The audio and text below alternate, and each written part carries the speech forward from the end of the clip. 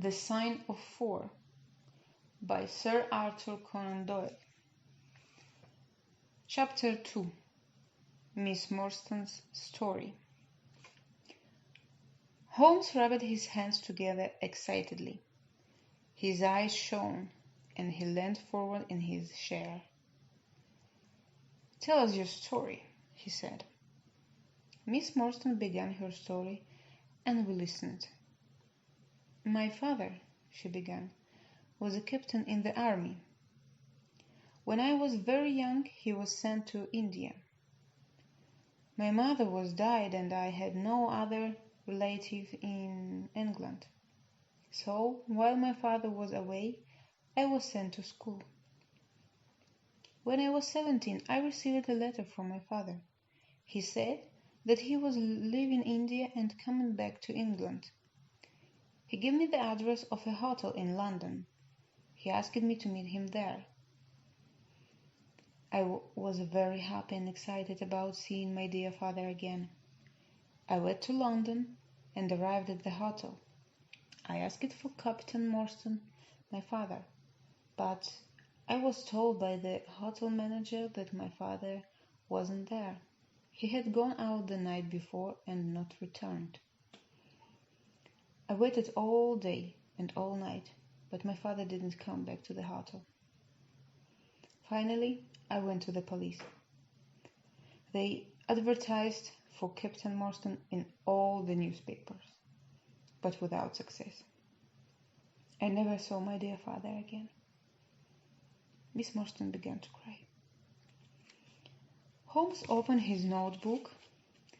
"What's the date that your father disappeared?" he asked. "It was 3rd December, 1878. Nearly 10 years ago." "What happened to his luggage?" "It was still at the hotel," replied Miss Morstan. "The cases contained some books and clothes and some paintings and ornaments from the Andaman Islands." "The Andaman Islands? What are they?" I asked. "A small group of islands near the coast of India," said Miss Morstan. "There is a prison on one of the islands. My father was one of the officers in charge of the prisoners. He worked there for many years." "Did your father have any friends in London?" asked Holmes. "Only one, Major Shelton. He was also in charge of the prisoners in the Andaman Islands. The Major had returned from the army some time before my father disappeared. He was living in London and, of course, I went to see him, but he didn't know that my father had arrived in England." "Your story is very interesting," said Holmes, rubbing his hands together once more. "Please, go on." "4 years after my father disappeared," continued Miss Morstan, "I saw an advertisement in the newspaper.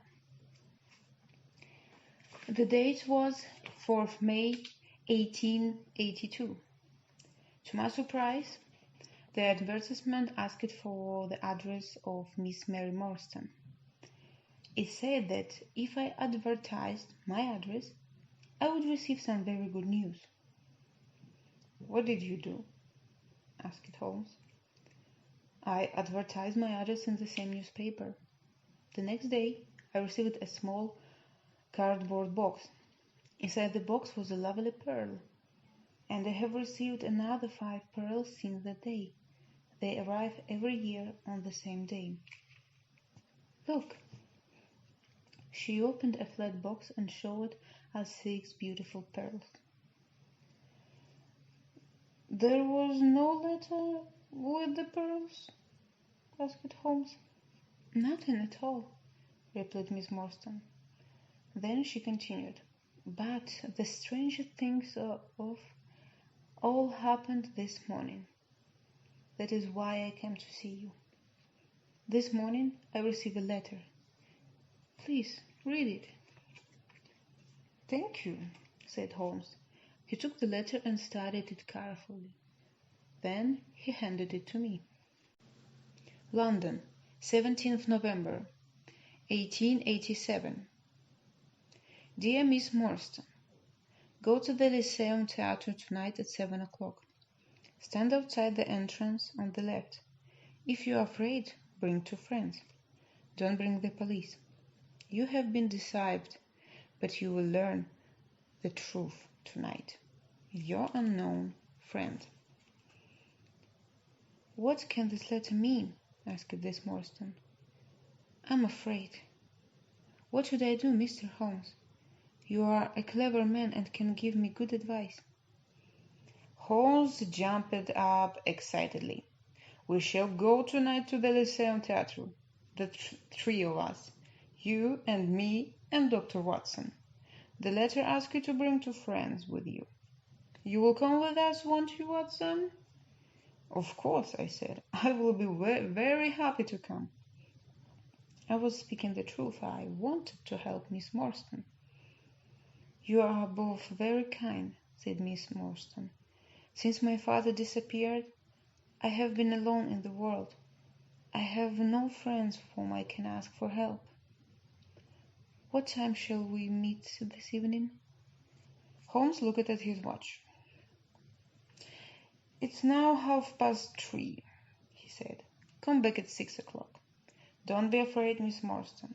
This evening we will come with you to the Lyceum Theatre. We will meet your unknown friend, and we will try to solve the mystery. Thank you, said Miss Morstan. She smiled at us and left the room. What a lovely woman, I remarked. I'm going out now, said Holmes. I will be back in about an hour. When Holmes had gone, I sat down by the window and tried to read a book. But I could stop thinking about Miss Morstan. I hoped that we will be able to help her.